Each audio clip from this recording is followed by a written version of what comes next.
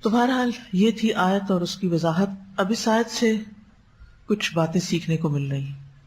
سب سے پہلی چیز جو بڑی امپورٹنٹ ہے وہ ہے انسان کے ارادے کا اثبات، کہ انسان کا ارادہ ہوتا ہے.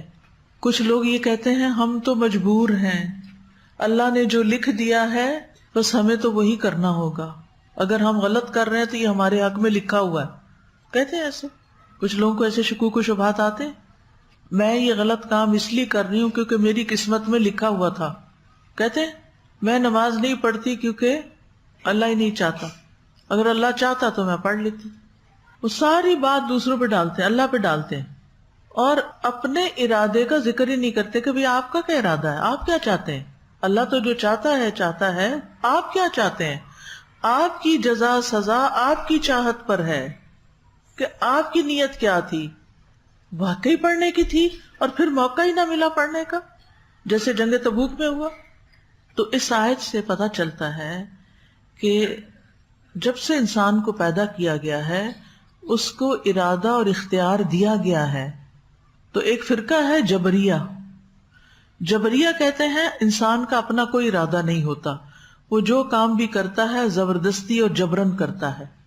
تو انسان ارادہ کرتا ہے اچھے کام کا بھی اور برے کام کا بھی. بلکہ بخاری کی پہلی حدیث کیا کہتی ہے؟ انما الاعمال بالنیات. اعمال کی بنیاد ہی نیتوں پر ہے، ارادہ سب سے پہلے ہوتا ہے. آپ کوئی کام تبھی کرتے ہیں جب آپ ارادہ کرتے ہیں. کیا آپ نے آج کلاس میں آنے کا ارادہ کیا یا ایسے ہی بس اپنے آپ کو چھوڑ دیا اور یہاں پہنچ گئے؟ ارادہ کیا نا.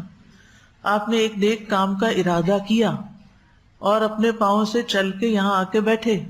اب گھر جانا ہے تو گھر جانے کا ارادہ ہوگا تو جائیں گے نا، اور اگر ارادہ نہیں ہوگا تو پھر کیا کریں گے؟ فرینڈ کے گھر چلے جائیں، کیونکہ ارادہ ہے وہاں جانے کا، ارادہ ہے شاپنگ کا، ارادہ ہے رکنے کا. یہ سب کیا ہیں؟ ارادے. اور آپ کے پاس 3 یا 4 آپشنز تھی، اس میں اچھی آپشنز بھی تھی اور گناہ کی آپشن بھی تھی. آپ نے نیکی کے ارادوں کو چھوڑ کر گناہ والی آپشن کے ارادے کو لے لیا. اب آپ کے حصے میں نیکی آئے یا گناہ آئے؟ کیا آئے؟ آپ نے نیکی کا ارادہ کیا. نیکی میں ایک تھی اول درجے کی نیکی، دوسری دوسرے درجے کی، تیسری تیسرے درجے کی. اب آپ کی چوائس تھی، آپ نے دوسرے درجے کی نیکی کو آپٹ کیا. اب آپ کو اجر کس کے مطابق ملنا چاہیے؟ دوسرے درجے، جو آپ نے ارادہ کیا. ٹھیک ہے. تو ارادے کا ہماری زندگی میں بہت حصہ ہے. آپ اپنی خواہشات کی تکمیل کے لیے غلط رستہ اختیار کر کے اس کا بلیم کسی اور پر نہیں ڈال سکتے. میرا تو کوئی ارادہ ہی نہیں تھا کہ میں یہ کام کروں، بس پتہ نہیں کیسے ہو گیا، کیوں ہو گیا، پتہ نہیں سے باہر نکل آئے. پتہ ہونا چاہیے کہ کیوں ہو گیا. بعض اوقات ارادہ کمزور ہوتا ہے، بعض اوقات ارادہ اسٹرانگ ہوتا ہے، مضبوط ہوتا ہے، اور بعض اوقات جو ہو ذوق یقین پیدا تو کٹ جاتی ہیں زنجیریں. ارادے جن کے پختہ ہوں، نظر جن کی خدا پر ہو، اس سے گھبرایا نہیں کرے. تو ارادے کی پختگی ضروری ہے نیک کام کے لیے. ہمارے ارادوں پر کون ڈاکہ ڈالتا رہتا ہے؟ شیطان. اور وہ اگر نہیں کر سکتے، ہم نے کوئی اچھے سے کام کا ارادہ کیا، ٹھیک، اب وہ آ جائے گا. اتنی مشکل میں پڑنے کی کیا ضرورت ہے؟ نیچے اتر آؤ، اوپر والی منزل میں مت جاؤ، نیچے ہی ٹھیک ہے. تو پھر ہم بھی کہتے ہیں ہاں میری صحت بھی تو اجازت نہیں دیتی، اور کئی بہانے بنا کے تو ہم نیچے ہی رہ جاتے ہیں، اعلیٰ درجے تک نہیں جاتے. تو نگاہ بلند رکھیں. ٹھیک ہے. ارادے پختہ رکھیں، پھر دیکھیں کہ زندگی میں آگے بڑھتے ہیں یا نہیں. اب سوال یہ پیدا ہوتا ہے کہ گناہ کیا ہے، کیونکہ اس میں کہا گیا نا کہ انی ارید ان تبوء باسمی و اثمی. تو اثم کیا ہے؟ اس کے بارے میں لوگوں میں مختلف طرح کے تصورات ہیں. ایک نظریہ یہ ہے جو فطرت پر مبنی ہے کہ لوگ کہتے ہیں کہ انسان کی فطرت ہی میں گناہ کے اسباب ہیں، اس لیے انسان مجبور ہے کہ وہ گناہ کرے.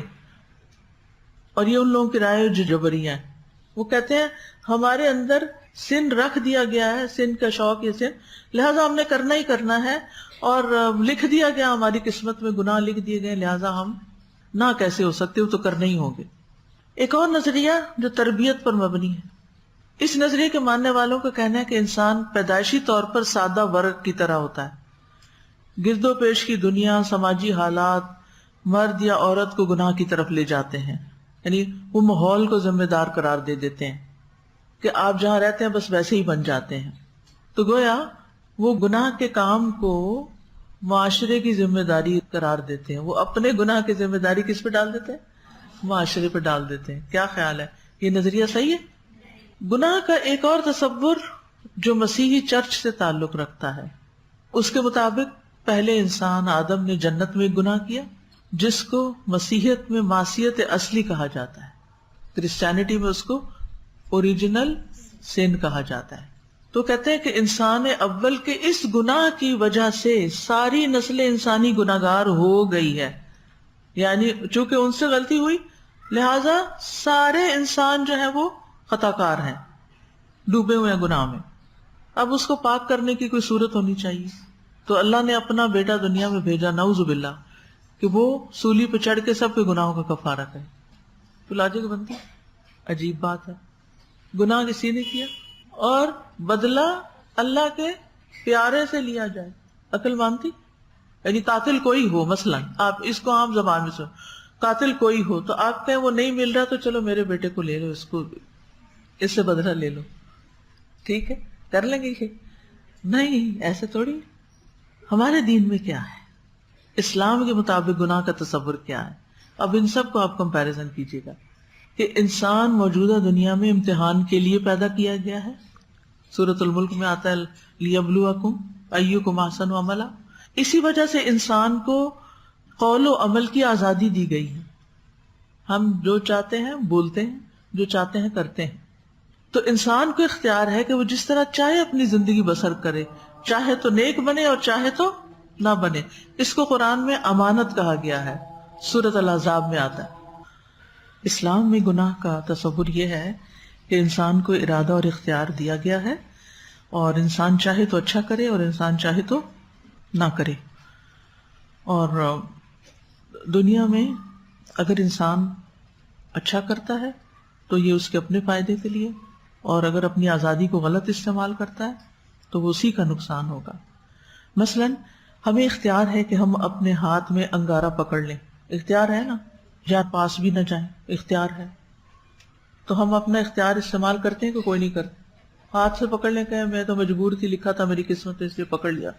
تو گناہ بھی انگارے کی طرح نا، آپ نے ایک دفعہ انگارہ پکڑ لیا، یہ آپ کے اختیار میں تھا پکڑتے یا نہ پکڑتے، لیکن جب آپ نے پکڑ لیا تو اس کا جو نتیجہ ہے وہ اب آپ کے اختیار میں ہے نہیں، وہ ہاتھ جل گیا، اب یہ آپ کے اختیار میں نہیں ہے، اس نے جلنا ہی جلنا ہے۔ آپ نے انگارہ پکڑا تو ہاتھ نے جلنا ہی جلنا ہے، تو آپ نے انجام کو نہیں دیکھا اور آپ بیٹھ گئے ٹیسٹ کرنے۔ نہیں، گناہ کس کی طرح ہے؟ انگارے کی طرح ہے۔ لہٰذا اپنی آزادی کو غلط استعمال نہ کریں، اپنے ارادوں کو درست رکھیں، اپنی نیتوں کو درست رکھیں، اچھے کاموں کے بارے میں سوچیں، اور برائی کا خیال آئے تو کیا پڑھیں؟ اعوذ باللہ من الشیطان۔ نفس برائی پر ابھارے، اللہم انی اعوذ بک من شر نفسی، شیطان کی طرف سے وسوسہ آئے، شیطان سے پناہ مانگیں، اللہ تعالیٰ کی پناہ میں اپنے آپ کو دیں، لیکن جان بوجھ کے انگارہ ہاتھ میں نہیں پکڑنا، جان بوجھ کے گناہ کی طرف نہیں جانا۔ تو اسلام میں گناہ یہ ہے کہ آدمی اپنی آزادی کو غلط استعمال کرے، اللہ کی ممنوعہ چراگاہ میں داخل ہو جائے۔ ایک حدیث میں آتا ہے لکل ملک حمن، ہر بادشاہ کی چراگاہ ہوتی ہے، اور اللہ کی چراگاہ کیا ہے؟ محارمہ، اس کی حرام کردہ چیزیں۔ تو جو چیزیں اللہ نے حرام کی ہیں ان کے قریب بھی نہیں جانا، کہیں ایسا نہ ہو کہ اندر ہی گھس جاؤ۔ تو گناہ کی پہچان جو ہے نا، ایک خارجی پہچان ہے اور ایک داخلی پہچان ہے۔ خارجی پہچان کیا؟ ہمیں اللہ کی کتاب اور سنت رسول صلی اللہ علیہ وسلم سے پتہ چلتا ہے کیا نیکی ہے کیا گناہ ہے، پتہ چلتا ہے نا، لہٰذا ہمیں پتہ کرنا چاہیے نا کہ نہیں، علم حاصل کرنا چاہیے اور دوسروں تک علم پہنچانا چاہیے تاکہ وہ بھی کس سے بچ سکیں؟ گناہ سے بچ سکیں، ٹھیک ہے؟ تو اللہ تعالیٰ نے واضح طور پر الحلال بین والحرام بین، اور کچھ امور متشابہ ہیں تو متشابہ میں نہیں پڑھنا، شکوک و شبہات کا شکار بھی نہیں ہونا۔ تو لوگوں کو حلال اور حرام کے بارے میں بتانا چاہیے کیا جائز ہے کیا جائز نہیں ہے. تو یہ خارجی طور پر ہمیں علم سے پتہ چلتا ہے. ٹھیک ہے پتہ چل گیا. اب ایک پہچان اندر بھی ہے, اور وہ کون بتاتا ہے؟ اندر کا ضمیر. گناہ کی داخلی پہچان اندر سے بھی ضمیر بتاتا ہے. ٹھیک ہے, تو اب ضمیر اندر ہے کہ کوئی نہیں ہے؟ سلایا ہوا تو نہیں ہے اس کو. اللہ تعالیٰ فرماتے ہیں سورۃ الشمس میں فَأَلْهَمَهَا فُجُورَهَا وَتَقْوَاهَا. انسان کو اندر سے پتہ چل جاتا ہے نیکی کیا ہے اور برائی کیا ہے. ٹھیک ہے, تو اس لیے نبی صلی اللہ علیہ وسلم نے فرمایا الاسم ما حاک فی نفسک. گناہ وہ ہے جو تمہارے دل میں کھٹک جائے اور تمہیں ڈر لگے کہ لوگوں کو نہ پتہ چل جائے. ہائے لوگوں کو نہ پتہ چلے. جس چیز پہ یہ بات آ جائے نا کہ ہائے کسی کو پتہ نہ چل جائے, سمجھو کہ یہ گناہ کا کام ہے. ٹھیک ہے, تو انسان صحیح فطرت پر پیدا کیا گیا ہے. ٹھیک ہے, فطرت اللہ التی فطر الناس علیہا لا تبدیل لخلق اللہ. تو اب مسئلہ یہ ہے کہ گناہ کرنا انسان کی تقدیر میں نہیں لکھا ہوا, بلکہ چوائس کا معاملہ ہے, اور شیطان بہکاتا ہے, نفس بہکاتا ہے. آدم علیہ السلام کو کس نے بہکایا تھا؟ ابلیس نے. اور قابیل کو کس نے بہکایا؟ نفس نے. آگے آ رہا ہے اگلی آیت میں فطوعت لہ نفسہ قتل اخیہ. اس کے نفس نے اس کو ابھارا کہ اپنے بھائی کو قتل کر ڈالے. تو اس لیے انسان کو ہوشیار رہ کے, کانشیس رہ کے, تقوی کے ساتھ زندگی بسر کرنے کی ضرورت ہے, اور اللہ کی مدد, کیونکہ انسان کمزور ہے, اللہ کی مدد کے بغیر ہم کچھ نہیں ہیں. لہذا توفیق مانگتے رہیں, اللہم وفقنا لما تحب وترضى, اور پھر آپ کو انشاءاللہ وہ اطمینان قلب نصیب ہوگا کہ آپ حیران ہو جائیں گے. اس آیت میں ہم دیکھتے ہیں کہ اس سے یہ بات بھی پتہ چل رہی ہے کہ گناہ کے خوف سے اپنا دفاع نہ کرنے میں کوئی حرج نہیں. یعنی اگر انسان کو یہ سمجھ آ رہی ہو کہ اگر میں نے اپنا دفاع کیا یا بدلہ لیا تو میں ظالموں میں شمار ہو جاؤں گا, تو پھر کوئی حرج نہیں کہ انسان اپنے حق سے دستبردار ہو جائے. ایک اور فائدہ یا ایک اور سبق جو اس آیت سے ہمیں ملتا ہے وہ یہ کہ قتل جہنم میں داخلے کا سبب ہے. سوال یہ پیدا ہوتا ہے کہ کیا قاتل ہمیشہ جہنم میں رہے گا؟ خوارج کے نزدیک قتل کرنے والا کافر ہو جاتا ہے, اس لیے وہ ہمیشہ جہنم میں رہے گا. اہل سنہ والجماع کے نزدیک وہ جہنم میں تو جائے گا لیکن ہمیشہ جہنم میں نہیں رہے گا. اگر اس کے اندر ایمان ہے تو وہ سزا بھگتنے کے بعد باہر آ جائے گا. پھر اسی طرح اس آیت سے یہ بات بھی پتہ چلتی ہے کہ ظلم جہنم میں داخلے کے اسباب میں سے ہے. قتل تو بہت بڑا ظلم ہے, لیکن چھوٹا چھوٹا ظلم کرنا, کسی کا حق نہ دینا, وہ بھی انسان کو آگ کی طرف لے جاتا ہے. تو یہاں ظلم سے مراد کسی انسان کو قتل کرنا ہے. عام ظلم یہاں مراد نہیں ہے, سارے ظلم مراد نہیں ہے. ہاں یہ ہو سکتا ہے کہ چھوٹے چھوٹے ظلم اکٹھے ہو کر, حق تلفیاں اکٹھے ہو کر انسان کی نیکیوں پہ بھاری ہو جائیں, تو اس کی وجہ سے پھر انسان آگ میں جا سکتا ہے. جیسے مفلس شخص کی مثال دی گئی نا, کہ اس کے پاس نیکیاں بہت ہوں گی لیکن کسی کا مال کھایا ہوگا, کسی کو مارا ہوگا, کسی کا خون بہایا ہوگا, یعنی اس نے حقوق العباد میں بہت سے ظلم کر رکھے ہوں گے. پیچھے میں آپ کو بتا چکا ہوں ظلم 3 قسم کا ہوتا ہے, ایک اللہ کے حق میں, ایک بندوں کے حق میں, اور ایک اپنے حق میں. ٹھیک ہے, تو اللہ کے حق میں ظلم جو ہے وہ کیا ہے؟ شرک. اور شرک تو معاف نہیں ہوگا, اس کا کرنے والا تو ہمیشہ کے لیے جہنم میں ہے. بندوں کے حق میں ظلم کیا ہے کہ اگر بندے معاف کر دیں تو وہ ظلم معاف ہو جائے گا, اور اگر معاف نہیں کرتے تو پھر اللہ کا فیصلہ ہے, چاہے تو وہ مظلوم کو اپنی طرف سے کوئی نیکیاں دے دے اور اس ظالم کو اس کی توبہ اور انابت کی وجہ سے بخش دے, اور اگر اللہ تعالیٰ نہ چاہے, جس کو چاہے وہ عذاب بھی دے. تو چھوٹی چھوٹی اذیتیں جو ہیں ہم دوسروں کو دیتے ہیں, دوسروں پہ ظلم کرتے ہیں, ان سے بھی بچنے کی کوشش کرنی چاہیے, کیونکہ چھوٹے ظلم مل کے بڑے ہو جاتے ہیں اور انسان کی نیکیوں کو کھا جاتے ہیں. تو بات یہی ہے کہ کذالک جزاء الظالمین میں علماء یہ کہتے ہیں کہ اس میں عموم بھی مراد ہے, اگرچہ قتل کی طرف اشارہ ہے لیکن عمومی ظلم بھی شامل ہے, کہ ہر ظالم کی سزا جہنم میں داخل ہونا ہے سوائے اس کے جس سے اللہ تعالیٰ درگزر فرما دے. کیونکہ شرک کے علاوہ اللہ تعالیٰ جس کے لیے چاہے گا گناہ معاف کرے گا. شرک کا گناہ تو اس نے صاف بتا دیا, ان اللہ لا یغفر ان یشرک بہ ویغفر ما دون ذلک لمن یشاء. اس سے کیا پتہ چل رہا ہے کہ شرک کے علاوہ دوسرے ظلم جو اس نے کیے وہ جس کے لیے چاہے گا معاف کرے گا. تو معاملہ پھر اللہ ہی کے ہاتھ میں ہے. اس لیے انسان کو بہت محتاط ہونا چاہیے کہ کسی کا حق نہ مارے, کسی پر زیادتی نہ کرے, کسی کی جان, مال, عزت, ان سب چیزوں کے بارے میں بہت محتاط ہو. کسی پہ کوئی جھوٹا الزام نہ لگائے, کسی کا مال نہ چرائے, اور کسی کے جسم کو نقصان نہ پہنچائے. یہاں اس آیت کی روح سے ہمیں کچھ اپنا جائزہ بھی لینا ہے. ہم دیکھتے ہیں کہ حابیل نے اس آیت میں جو آخری بات کی, انی ارید ان تبوء باسمی واسمک فتکون من اصحاب النار وذلک جزاء الظالمین, کیا اس نے آغاز اس سے کیا تھا کہ آخری وار کے طور پر یہ بات کہی تھی؟ آخری بات. پیچھے ہم اپنے ذاتی جائزے میں یہ بات کر چکے ہیں کہ ہم چاہتے ہیں کہ دوسروں کو نصیحت کریں, دوسروں کو اچھی باتیں بتائیں, دوسروں کو کچھ سکھائیں, چاہتے ہیں. جب انسان کسی کو کچھ بتانے لگتا ہے تو اس میں خیر کا پہلو بھی ہوتا ہے کہ جس کی وہ دعوت دیتا ہے, اور شر سے بچنے کی بات بھی کرتا ہے. اس میں وعد بھی ہوتا ہے, وعید بھی ہوتی ہے. پہلے کیا کرنا چاہیے؟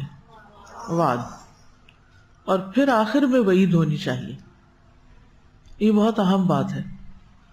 تو اس میں ہم دیکھتے ہیں کہ یہ جو ہے حابیل, اس نے یہ بات سب سے آخر میں کہی تاکہ شاید اتنی سخت بات کو سن کر وہ باز آ جائے اپنے ارادے سے. تو اس میں آپ دیکھیے کہ اگر کوئی شخص ابتدائی مرحلے پر کام نہیں کرتا, پیچھے میں آپ کو بتا چکی ہوں کہ انسان کو اگر کسی کو کوئی بات سکھانا ہے, سمجھانا ہے, تو اس کے ساتھ اپنے ریلیشن شپ کو اچھا کرے, ٹرسٹ بلڈ کرے. آپ اس کے لیے دل سے خیر خواہ ہوں, آپ حکمت کے تقاضے کے ساتھ بات کریں. اس وقت بات کریں جب آپ سمجھیں کہ دوسرا سننے کے قابل ہے. اور پھر اپنے اوپر مسلسل چیک رکھیں کہ آپ اگر کسی کو ڈائریکٹ یا انڈائریکٹ کوئی نصیحت کر رہے ہیں تو اس پر خود کتنا عمل کرتے ہیں, اور پھر اس کے پیچھے آپ کی نیت کیا ہے. بعض وقت میرے ساتھ ایسے ہوتا ہے کہ جیسے میں کوئی لیکچر دینے کے لیے کہیں گئی ہوں تو لوگ راہ چلتے آتے آتے مجھے بیچ میں لقمے دے رہے ہوتے ہیں, یہ بات ضرور کہیے گا, آج میری بیٹی آئی بھی ہے اور وہ حجاب نہیں کرتی, تو آپ نے حجاب پہ ضرور بات کرنی ہے. اب چاہے میرا ٹاپک حجاب ہو یا نہ ہو, اب کیا میرے لیے ضروری ہے کہ میں ان کی نصیحت پر عمل کروں جو مجھے اس وقت مشورہ دیا جا رہا ہے؟ تو بات یہ ہے کہ آپ جب بھی بات کریں پوری سنسیئرٹی کے ساتھ بات کریں, اس بات پر پہلے خود عمل کریں, وہ کام پہلے خود کریں اور اس کو کرنے کی بھرپور کوشش بھی کریں. الا یہ کہ کوئی مجبوری ہو, کوئی عذر ہو, وہ اور بات ہے. اور پھر ایک ریلیشن شپ بلڈ کریں, دوسروں کی خیر خواہی کریں. اگر آپ کا ریلیشن شپ اچھا نہیں ہے نا کسی کے ساتھ, تو آپ کی بات اثر کر ہی نہیں سکتی. کیوں؟ اس لیے کہ وہ آپ کی ہر بات کو الٹ لے گا. جو آپ کہیں گے وہ سمجھے گا کہ یہ اپنے کسی مطلب کے لیے بات کہہ رہا ہے, یا وہ سمجھے گا کہ یہ مجھے کوئی بل پھیر دے کے بات کر رہا ہے, یہ مجھ سے کچھ چھپا رہا ہے, یا مجھے ٹانٹ کر رہا ہے, یا کوئی بھی اور اس کے دل میں بدگمانی ہو سکتی ہے.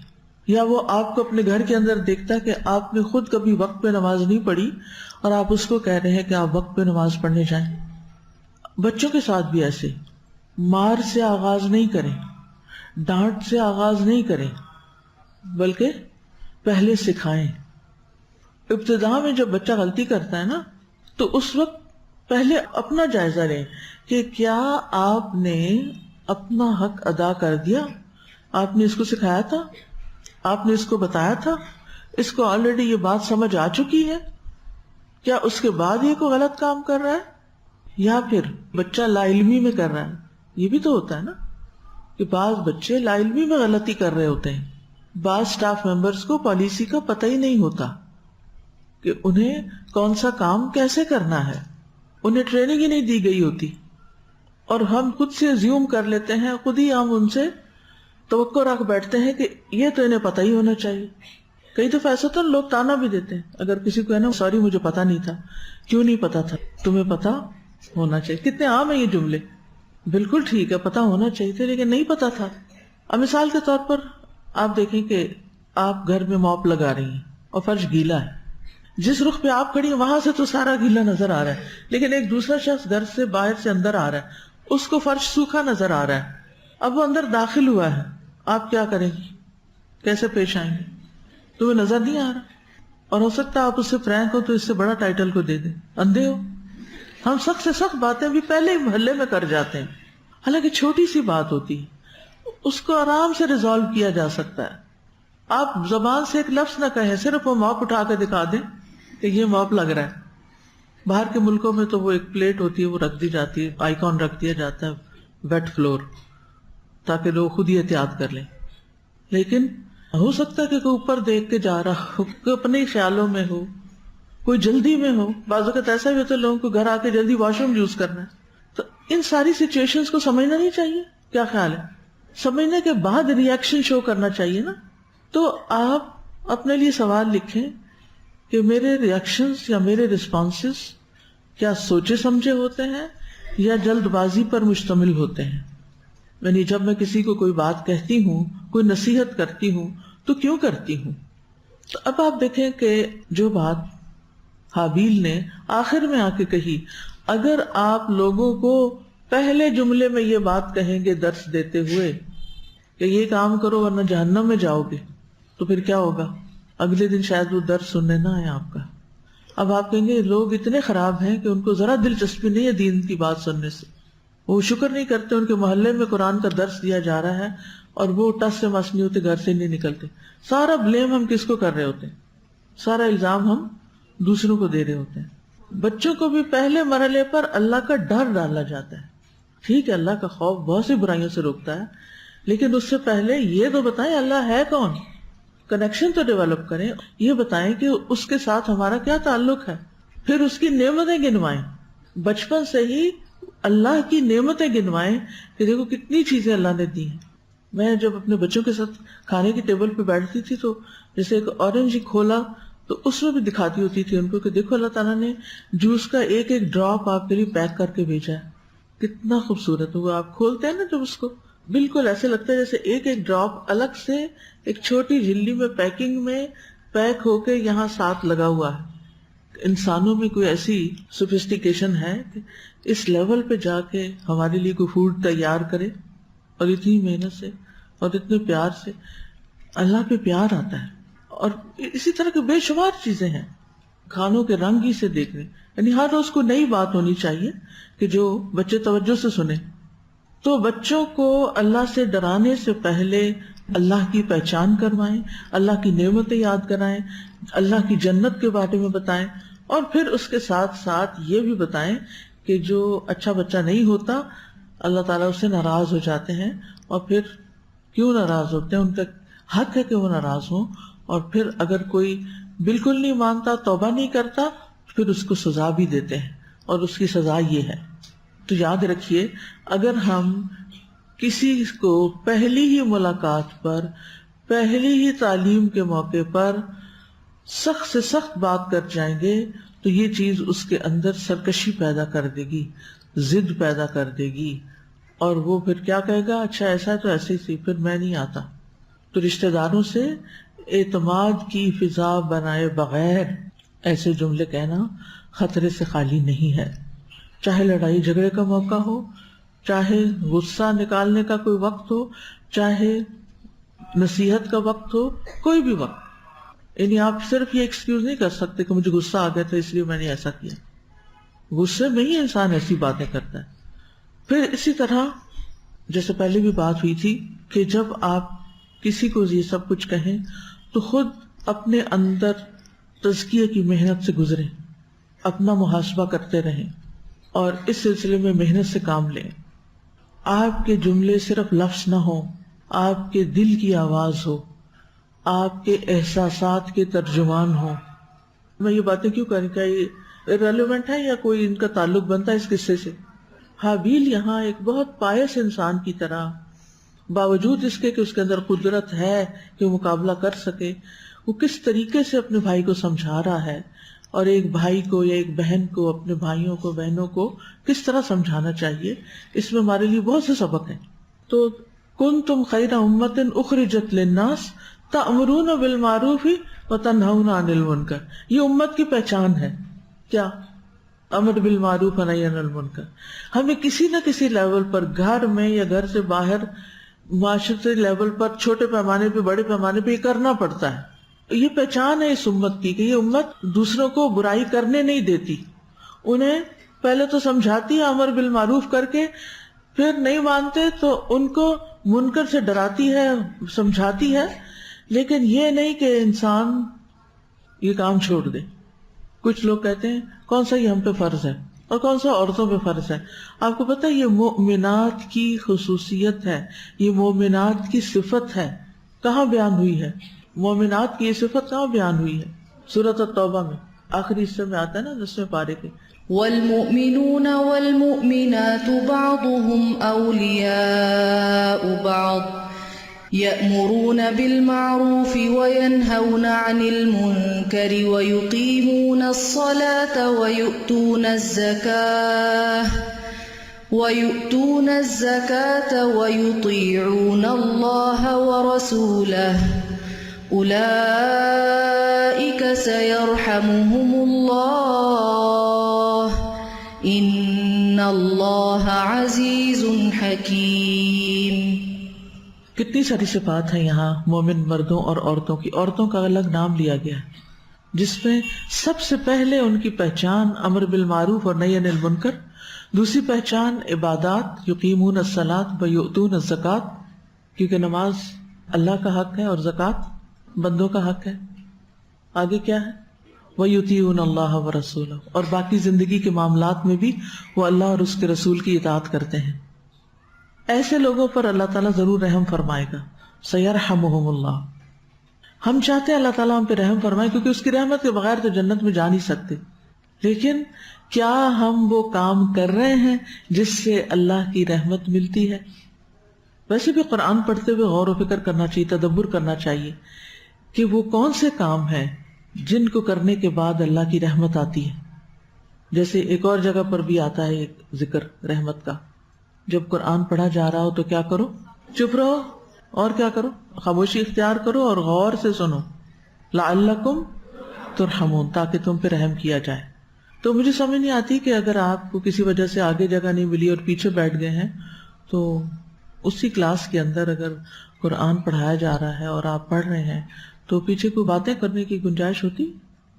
کیا خیال ہے؟ یہ صرف آگے بیٹھے ہوئے لوگوں کے لیے حکم ہوتا ہے یا اس حال میں موجود تمام لوگوں کے لیے حکم ہے؟ تمام لوگوں کے لیے ہے نا، الا یہ کہ کوئی بہت ہی ایمرجنسی کی بات ہو، کوئی بہت ضروری بات ہو تو وہ اور بات ہے، ورنہ آپ اشارے سے بھی کام لے سکتے ہیں. تو اللہ تعالیٰ کی رحمت پانے کے لیے قرآن پڑھتے ہوئے خاموشی اختیار کرنی چاہیے. اسی لیے اگر لوگ گھر میں باتیں کر رہے ہیں تو پھر بہت اونچا نہ پڑھیں تاکہ وہ گناہ گار نہ ہو، کیونکہ بعض اوقات جگہ ہی کوئی نہیں ہوتی، ایک ہی لابی ہے، سارے وہیں بیٹھے ہیں. اب کسی کو ضرورت ہے، کوئی ماں بچے کے ساتھ بات کر رہی، کوئی بچہ شور مچا رہا ہے اور آپ اونچی اونچی تلاوت کر رہے ہیں. چلے ٹھیک ہے، بچے کی حد تک تو اس کو تو پتہ نہیں ہے نا، وہ قرآن بھی سنتا رہے، اور اگر اس نے چھوٹی موٹی بات کر لی، لیکن اس کو بھی پتا ہونا چاہیے کہ ماں اس وقت لاؤڈلی نہیں بول رہی، کہ باپ قرآن پڑھ رہا ہے، تلاوت کر رہا ہے، پورے گھر میں آواز آ رہی، کیونکہ آنی چاہیے، بچوں کو پتہ چلے. اور آج کل ماشاءاللہ قرآن کا مہینہ ہے رمضان، اس اعتبار سے بھی گھروں کے اندر ایک بہار ہونی چاہیے، یعنی قرآن کی آواز کچھ نہ کچھ اونچی ہونی چاہیے.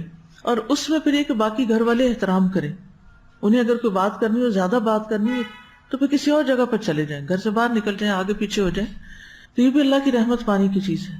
تو امر بالمعروف اور نہی عن المنکر، آپ دیکھیے ہم سب بعض اوقات اپنے حالات سے بڑے تنگ ہوتے ہیں، بڑے پریشان ہوتے ہیں، اور ہمیں یہ نہیں پتہ چلتا ہم کریں کیا. بعض خواتین کو پینک اٹیک ہو جاتے ہیں گھروں کی پریشانیوں کی وجہ سے، غم میں ڈوبی ہوئی ہوتی ہے سر سے پاؤں تک، بے جان لاش کی طرح بس صرف ضروری موومنٹ کر رہی ہوتی، اور دل ان کے غم سے بھرے ہوئے ہوتے ہیں. کیا ایسی ہی زندگی گزارنی چاہیے؟ کیا یہی مومن عورت کے لیے حسنہ ہے؟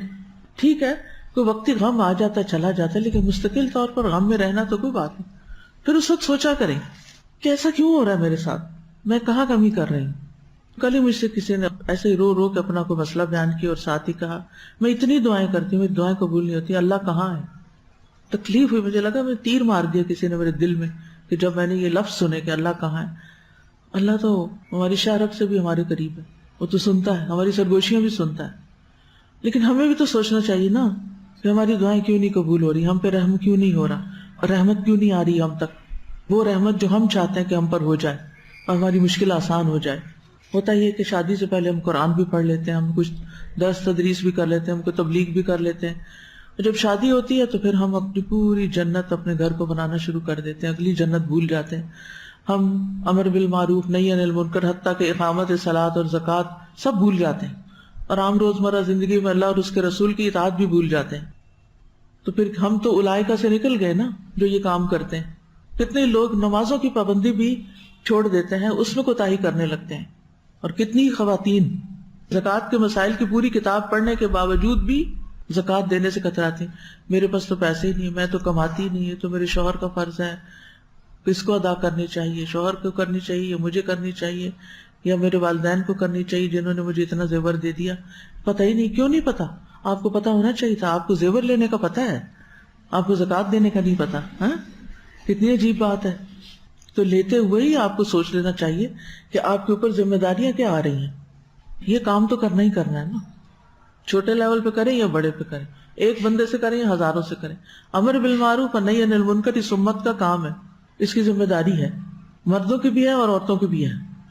تو یہ کام اصل میں نا ہمیں ہی سنوارنے کے لیے آیا، سچ پوچھے تو اندر باہر سے ہمیں سنوارنے کے لیے آیا، کیونکہ اس کے ساتھ شرائط بہت ساری، جیسے نماز کی شرائط ہے نا بہت ساری، زکوٰۃ کی بھی کچھ ہے، ایسے امر بالمعروف اور نہی عن المنکر کی بھی ہیں کہ کچھ کام اس سے پہلے ہمیں خود بھی کرنے ہوں گے اور پھر ہم کرنے کے قابل ہوتے ہیں۔ امر بالمعروف، جو کام ہم خود نہ کر رہے ہوں ہم دوسرے کو کیسے کہہ سکتے ہیں کہ وہ کرے۔ اسی طرح جب ہم کسی کو کچھ کہنے لگتے ہیں تو دوسرے شخص کے بارے میں اپنی گمان درست رکھیں، اپنی نیت درست رکھیں، اپنے قول و فعل کے تضاد کو دور کریں، اللہ کا تقوی ساتھ رہے، تانے نہ دیں دوسروں کو، برا محسوس نہ کرائیں، اپنے حقیقی جذبات کا اظہار کریں۔ اگر آپ کو ان سے محبت ہے، اگر آپ ان سے خیرخواہی رکھتے ہیں تو اس کا اظہار کریں کہ دیکھو بیٹا، یہ جو تم نماز میں لیٹ ہوتے ہو نا، ایک رکعت تمہاری چلی جاتی ہے، مجھے تمہاری بڑی فکر ہے، میں تمہارے انجام کے بارے میں ڈرتی ہوں، مجھے ڈر ہے کہ تمہاری اتنی ساری نیکیاں روز کم ہو جاتی۔ یعنی بجائے اس کے یہ کہنا کہ تم ایسے ہو تم ویسے ہو، تمہارے اس فعل سے مجھے یہ اور یہ کنسرن ہے، مجھے یہ اور یہ تکلیف ہے۔ اپنے جذبات کا اظہار کرنا بھی آنا چاہیے، صرف اندر ہی اندر گھٹ کے نہ مر جائیں، صرف اندر ہی اندر رکھ کے نہ رہ جائیں۔ لیکن اگر ان کا اظہار کریں تو کیسے کریں، یہ طریقہ نہیں آتا، اس لیے ہم یا کرتے نہیں اور یا پھر ایسا کرتے ہیں کہ دوسرے توبہ کریں۔ صرف انسانوں کی نہیں، برتنوں کی بھی شامت آ جاتی ہے، وہ بھی ٹوٹ پھوٹ کا شکار ہونے لگتے ہیں۔ تو بچپن سے ہی بچوں کو ٹرین کرنا چاہیے کہ جذبات کا اظہار کیسے کرنا ہے۔ بات بات پر چیخ پکار اور زمین پہ لیٹ جانا اور ماں کو ٹانگیں مارنا اور بال کھینچنا، اگر کوئی بچہ ایسا کر رہا ہے بچپن میں تو لاڑ پیار میں اس کو ٹالیں نہیں، اس کو پکڑ لیں، اس کو بٹھا لیں، اس کو طریقہ سکھائیں۔ میں تو صاف کہتی ہوں اپنے بچوں، اگر اس طرح بات کرو گے تو بات نہیں مانی جائے گی، اگر آپ آرام سے صحیح سے اپنا نقطہ نظر سمجھاؤ گے تو میں سمجھ جاؤں گی، اگر ماننے کی بات ہی تو مانوں گی، اور اگر نہیں ماننے کی ہوگی تو تم جو چاہو کر لو، وہ نہیں مانی جائے گی، بات ختم۔ یعنی محبت کا اظہار بھی کریں اور اپنی فرمنس بھی شو کریں، جذباتی لہجے بدل دیں۔ اس کا یہ مطلب نہیں کہ جذبات میں کبھی محبت میں پیار سے لاڈ سے آواز نہ نکالیں یا غصے سے آواز نہ نکالیں، ٹھیک ہے، وہ اپنی جگہ وہ بھی اچھی لگتی ہے، لیکن ہر وقت تانا دینا، ٹانٹ کرنا، دوسرے کو بلٹل کرنا، اس کو برا فیل کرانا اور پھر اس کے ساتھ 10 نصیحتیں کرنا، اسی لیے ہماری کوئی نصیحت اثر نہیں کرتی۔ پھر ہم نے اپنا یہ بھی جائزہ لینا ہے کہ میں خود دن بھر میں کوئی ایسے کام تو نہیں کرتی جو ظلم کی کیٹیگری میں آتے ہوں، قابل مذمت ہوں، اور پھر یہ کہ میرے اعمال کا دوسروں پر کیا اثر پڑ رہا ہے۔ تو اپنی ذات کے بارے میں فکر مند ہو ہم کہ جو کچھ ہم کر رہے ہیں، جو بھی ہمارے ایکشنز ہیں، تنہائی کے ایکشنز کے بارے میں بھی ہم نے پڑھا تھا کہ اس میں اگر انسان اکیلے میں حرام کام کرتا ہے لوگوں کی نگاہوں سے بچ کر، تو اس کے باقی اعمال بھی برباد ہونے لگتے ہیں، نیکیاں بھی ضائع ہونے لگتی ہیں۔ تو اپنی ذات کے حوالے سے، اپنے ریلیشن شپ کے حوالے سے، اپنے کام کے حوالے سے اپنا محاسبہ جاری رکھیں. اللہم صلی وسلم وبارک علی نبینا محمد رضیت باللہ ربا وبالاسلام دینا وبمحمد نبیا. رب انی لما انزلت الی من خیر فقیر.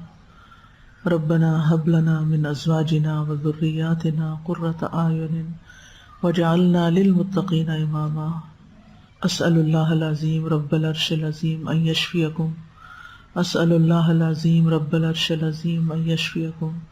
اسأل اللہ العظیم رب العرش العظیم ان یشفیکم. یا اللہ تو ہمیں صحیح سوچ عطا فرما.